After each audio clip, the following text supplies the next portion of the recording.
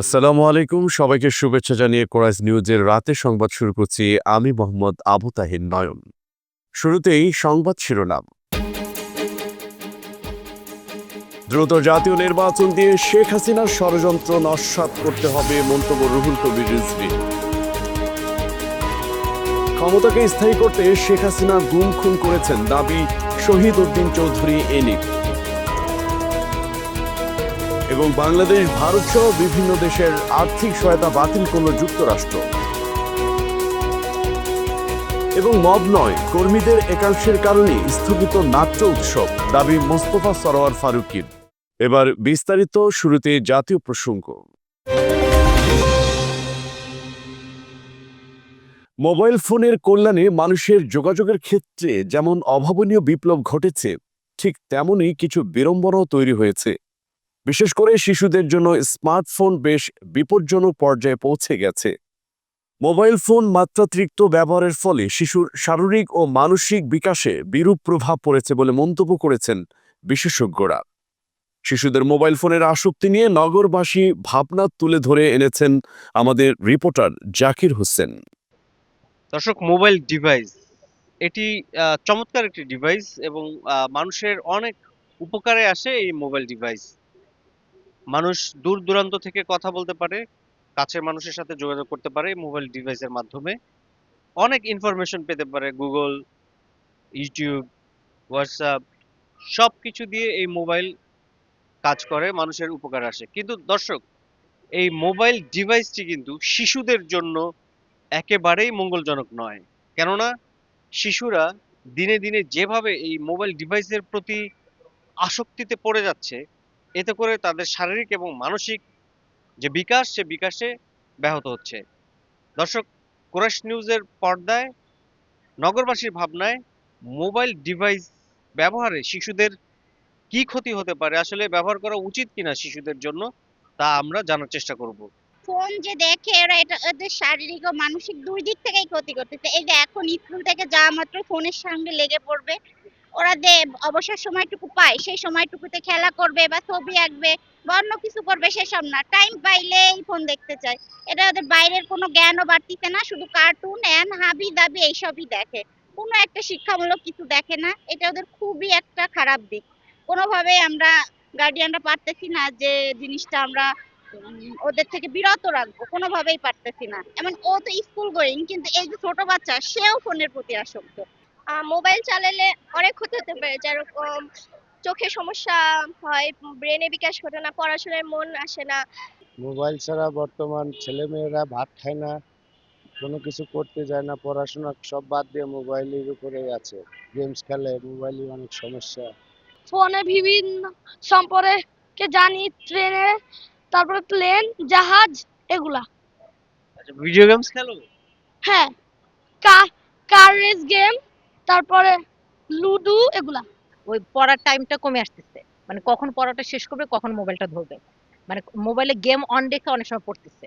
যেমন আর বাইরের ইনডোর, যেমন আমাদের যেমন বাইরের আউটডোর গেমস, যেমন নিচে খেলতে যেত বা নিচে গ্যারেজ ট্যারেজে খেলতে যেত, এখন আর প্লে গ্রাউন্ডের কথা মানে ওদের মাথায়ও নাই, ওরা চিনেও না এখন প্লে গ্রাউন্ড কাকে বলে। ওরা বাসায় বাসায় ফোন ধরে থাকবে। ইভেন ওরা বারান্দায় পর্যন্ত বা ওরকম ওদিকে মানে যা টাইম ওরা স্পেন্ড ওদিকে করতে চাচ্ছে না, ঘরে রুমে মোবাইল নিয়ে বসে থাকবে। মানে ওদের বিকাশটা যে মানসিক বা ওরকম শারীরিক বা কোনো অ্যাক্টিভিটিস, ওরকম অ্যাক্টিভিটিস ওদের হচ্ছেই না। আমি অবশ্যই এগ্রি করি এটা, কারণ আমি একজন মানে মা হিসেবে যেটা ফিল করেছি, যে একটা বাচ্চাকে তার প্যারেন্টসদেরকে সময় দিতে হবে। সে যতটুকু বিজি থাকুক, তার সময়টা বাচ্চার জন্য অবশ্যই রাখতে হবে। কারণ আমরা যে ধরনের আমরা যে কাজটা করি, সেটা আমরা কিন্তু ফ্যামিলির জন্যই করি। ফ্যামিলি ভালো থাকবে, বাচ্চারা ভালো থাকবে। আমার বাচ্চাটা যদি সুস্থভাবে বড় হয়, তাহলে কিন্তু এটা আমার দেশ এবং জাতির জন্য অনেক বড় ব্যাপার। আমি আমার বাচ্চাকে যদি ফ্যামিলিতে ভালোভাবে সময় না দিয়ে বড় করি, বিশেষ করে মোবাইলটা দিয়ে রাখি, আমার বাচ্চাটা কিন্তু সোশ্যাল হবে না। এবং আপনি আমি আমার পার্সোনাল এক্সপিরিয়েন্স থেকে আমি ফিল করি যেটা, যে বাচ্চা আসলে অনেক কিছু শিখতে পারে না। তো আমি যখন বাচ্চাটাকে সময় দিব, সে সমাজের বিভিন্ন আহ, সুবিধা অসুবিধাগুলো বুঝতে পারবে, বাবা মার সাথে শেয়ার করবে, এবং সে ভালোভাবে বড় হবে। আমি মনে করি যে মোবাইল আসক্তিটা আসলেই খারাপ। শিশুদের হাতে মোবাইল না দিয়ে তাদের সাথে গল্প করুন, তাদের সাথে সময় কাটান, তাদেরকে গ্রামে নিয়ে যান, গ্রামের মানুষের সাথে তাদেরকে মিশতে দিন, প্রকৃতির কাছে নিয়ে যান। এতে করে শিশুর মানসিক এবং শারীরিক বিকাশ ঘটবে, তাদের মূল্যবোধ এবং মানবিকতার প্রতিফলন ঘটবে। Zakir Hossain, chorus news, Dhaka. দ্রুত জাতীয় নির্বাচন দিয়ে সাবেক প্রধানমন্ত্রী শেখ হাসিনার ষড়যন্ত্র নৎসাৎ করে দিতে হবে বলে মন্তব্য করলেন বিএনপির সিনিয়র যুগ্ম মহাসচিব রুহুল কবির রিজভী। রোববার সকালে বিএনপির প্রতিষ্ঠাতা জিয়াউর রহমানের সমাধিতে বিভিন্ন জেলার বিএনপির নেতাকর্মীদের নিয়ে শ্রদ্ধা নিবেদন শেষে এই মন্তব্য করেন তিনি। রিজভী এ সময় বলেন, জাতি এখন অবাধ, সুষ্ঠু, নিরপেক্ষ নির্বাচনের অপেক্ষা করছে। অন্যদিকে শেখ হাসিনা ভয়ঙ্কর পরিকল্পনা নিয়ে ওত পেতে আছে। দ্রুত জাতীয় নির্বাচন দিয়ে সেই ষড়যন্ত্র নকশাত করতে হবে। তিনি আরো বলেন, কতিপয় রাজনৈতিক দল জাতীয় নির্বাচনের আগেই স্থানীয় সরকার নির্বাচনের যে দাবি জানাচ্ছে তা দুরভিসন্ধিমূলক। যে গণতন্ত্রের জন্য এত জীবন গেল, সেই গণতন্ত্র ফেরাতে এই সরকারকে ভোটের জন্য চূড়ান্ত ডেট লাইন দিতে হবে বলে জানান তিনি।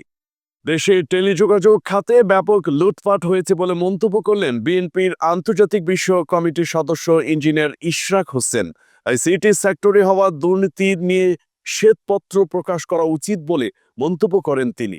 রোববার সকালে রাজধানীর জাতীয় প্রেস ক্লাবে এক আলোচনা সভায় তিনি এসব কথা বলেন। বিএনপির তরুণ নেতা ইশরাক হোসেন এ সময় বলেন, 2009 সালে আওয়ামী লীগ সরকার কাদের লাইসেন্স দিয়েছে, বিটিআরসি ভূমিকা কি ছিল তা সকলেই জানে।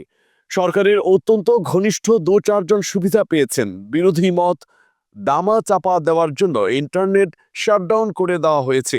জাতিসংঘের প্রতিবেদনে তা উঠে এসেছে, যারা আওয়ামী লীগ সরকারের বেনিফিশিয়ারি হিসেবে লাইসেন্স পেয়েছিল তাদের অনেকেই অর্থ বিদেশে পাচার করেছে বলেও দাবি করেন তিনি। এই টেলিকমিউনিকেশন সেক্টরটাকে একটা লুটপাটের ক্ষেত্র হিসেবেই ব্যবহৃত করা হয়েছে, যেমন পাওয়ার সেক্টর, যেমন ব্যাংকিং সেক্টর, নিত্য প্রয়োজনীয় দ্রব্য বা কমোডিটি সেক্টর। একইভাবে এই টেলিকমিউনিকেশন সেক্টর নীরবে নিভৃতে এখানে ব্যাপক লুটপাট যজ্ঞ চালানো হয়েছে।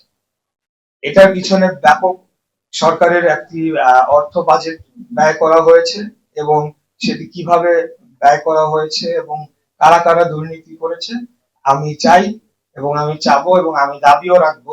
আমরা কিন্তু বাই দ্য ওয়ে এখন সরকারের অনেকের বক্তব্যে অনেকটা এরকম মনে হয়েছে যে আমরা মনে হয় গত 6 মাস, অর্থাৎ আমি বাংলাদেশ জাতীয়তাবাদী দলের একজন সদস্য, আমরা মনে হয় ক্ষমতায় ছিলাম বা আছি, আমাদের এই কাজগুলো করার কথা ছিল। আমরা স্টিল এখনো বিরোধী দলে, আমরাও দাবি জানাতে চাই এখান থেকে যে এটার শ্বেতপত্র প্রকাশ করা হোক, যে কারা কারা দুর্নীতি করেছে, কিভাবে করেছে এবং এই অর্থগুলোকে কিভাবে আমরা আবার বাংলাদেশে ফেরত নিয়ে আসতে পারি।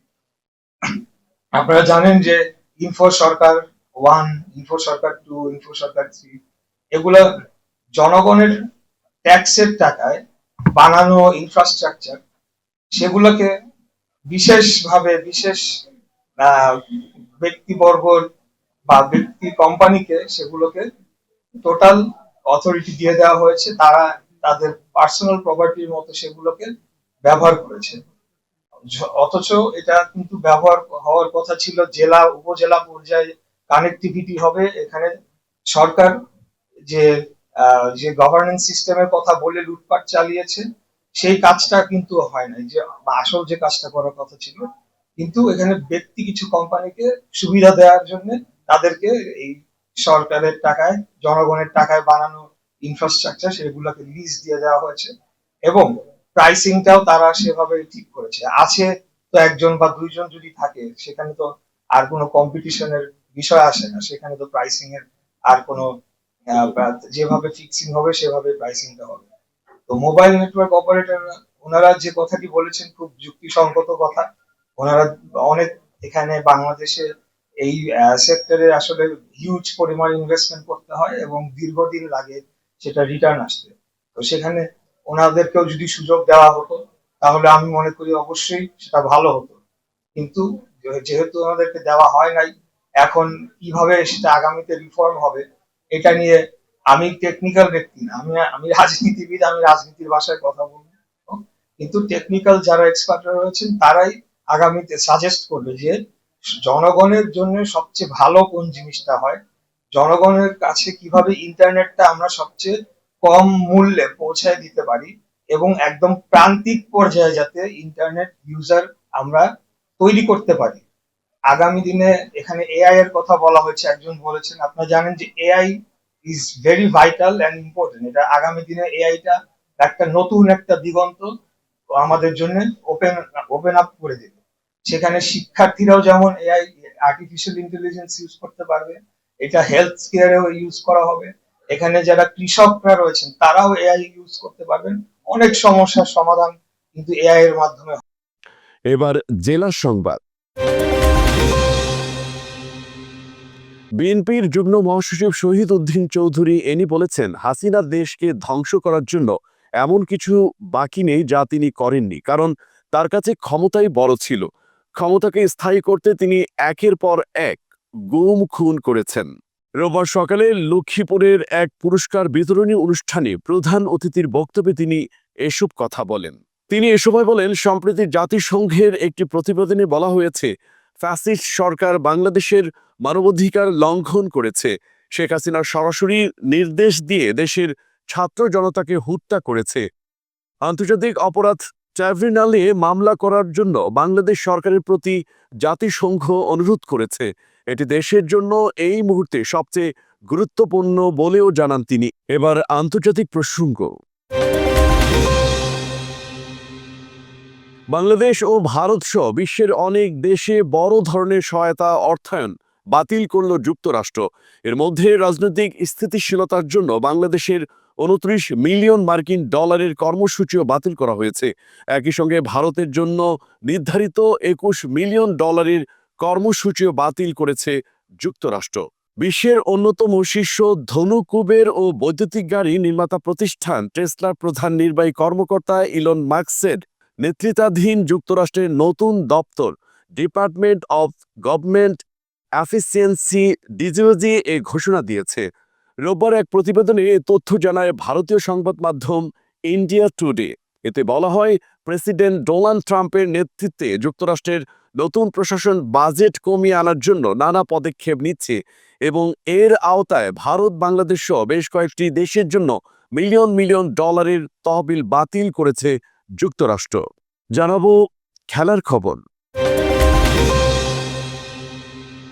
ভারতে অনুষ্ঠিত হতে যাচ্ছে এশিয়ান লিজেন্ডস লিগ টুর্নামেন্ট। আগামী 10 মার্চ থেকে শুরু হয়ে 18 মার্চ পর্যন্ত এ প্রতিযোগিতা চলবে, যেখানে বাংলাদেশের হয়ে খেলবে বাংলাদেশ টাইগার্স নামে একটি দল। এ দলের কোচ হিসেবে দায়িত্ব পালন করবেন একসময়ের দক্ষিণ আফ্রিকার তারকা ক্রিকেটার হার্শেল গিবস, আর তার দল হয়ে খেলবেন সবশেষ বিপিএল চলাকালীন আন্তর্জাতিক ক্রিকেটকে বিদায় জানানো দেশ সেরা ওপেনার তামিম ইকবাল। আর এই দলের আইকনিক ক্রিকেটার হিসেবে থাকছেন মোহাম্মদ আশরাফুল। এই দুজন ছাড়াও বাংলাদেশ জাতীয় দলের হয়ে একসময় প্রতিনিধিত্ব করা ক্রিকেটার টাইগার্সের স্কোয়াডে আছেন। সংবাদ শেষ করব বিনোদন অঙ্গনের খবর দিয়ে। কিংবদন্তি সঙ্গীত শিল্পী প্রতুল মুখোপাধ্যায় আর বাংলার মায়াভরা পথে হাঁটবেন না, শোনাবেন না আমি বাংলায় গান গাই, আমি বাংলার গান গাইয়ের মতো মন ছুঁয়ে যাওয়া কোনো গানও। চিকিৎসাধীন অবস্থায় না ফেরার দেশে পাড়ি জমিয়েছেন তিনি। শনিবার সকালে বর্ষিয়ান এই শিল্পীর মৃত্যু হয় বলে নিশ্চিত করেছে ভারতীয় গণমাধ্যমগুলো। প্রতুল মুখোপাধ্যায়ের জীবন বৃত্তান্ত নিয়ে মাসুদা আক্তার ইভার ডেস্ক রিপোর্ট। 1942 সালের 25শে জুন অবিভক্ত বাংলার বরিশালে জন্মগ্রহণ করেন প্রতুল মুখোপাধ্যায়। দেশভাগের পর তিনি পরিবারের সঙ্গে পশ্চিমবঙ্গের চুঁচুড়ায় স্থায়ী হন। মাত্র 12 বছর বয়সে কবি মঙ্গলাচরণ চট্টোপাধ্যায়ের আমি ধান কাটার গান গাই কবিতায় সুরারোপ করে সঙ্গীত জগতে প্রবেশ করেন এই কিংবদন্তি। প্রথাগত সঙ্গীত শিক্ষা না থাকলেও নিজের আবেগ ও সৃজনশীলতাকে ভিত্তি করে তিনি বাংলার সঙ্গীতে অনন্য অবদান রেখেছেন। আমি বাংলায় গান গাই, আমি বাংলার গান গাই, আমি আমার আমি কে চিরদিন এই বাংলায় খুঁজে পাই। 1988 সালে তার প্রথম যৌথ অ্যালবাম পাথরে পাথরে নাচে আগুন প্রকাশিত হয়। পরবর্তীতে 1994 সালে প্রকাশিত হয় তার একক অ্যালবাম যেতে হবে। সর্বশেষ 2022 সালে ভোর অ্যালবামে তার অপ্রকাশিত গানগুলো সংকলিত হয়।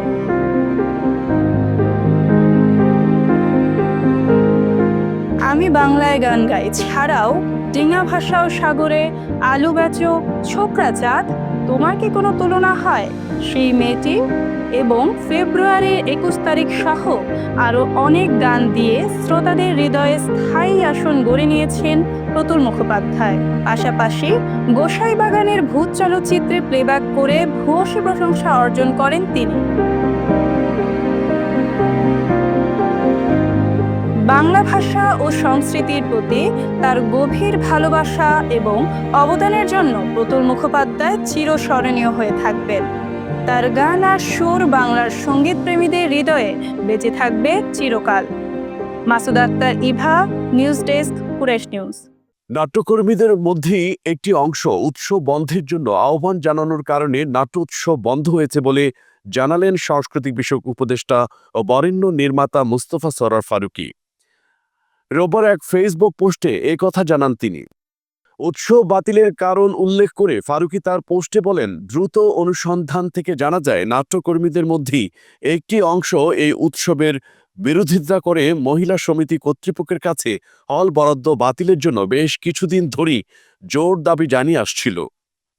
বিক্ষিপ্ত নাট্যকর্মীদের দাবি, এই উৎসবের আড়ালে জুলাই আন্দোলনের সময় ছাত্র জনতা হত্যার বিবৃতি দিয়ে উস্কানি দেয় কিছু ব্যক্তি বা তাদের গোত্রীয় কিছু মানুষ সংগঠিত হওয়ার চেষ্টা করছে।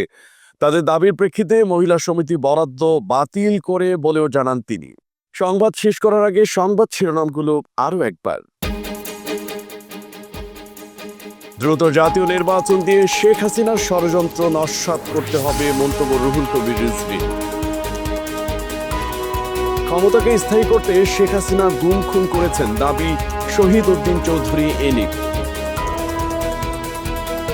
এবং বাংলাদেশ, ভারত সহ বিভিন্ন দেশের আর্থিক সহায়তা বাতিল করল যুক্তরাষ্ট্র। এবং মব নয়, কর্মীদের একাংশের কারণে স্থগিত নাট্য উৎসব, দাবি মোস্তফা সরোয়ার ফারুকীর।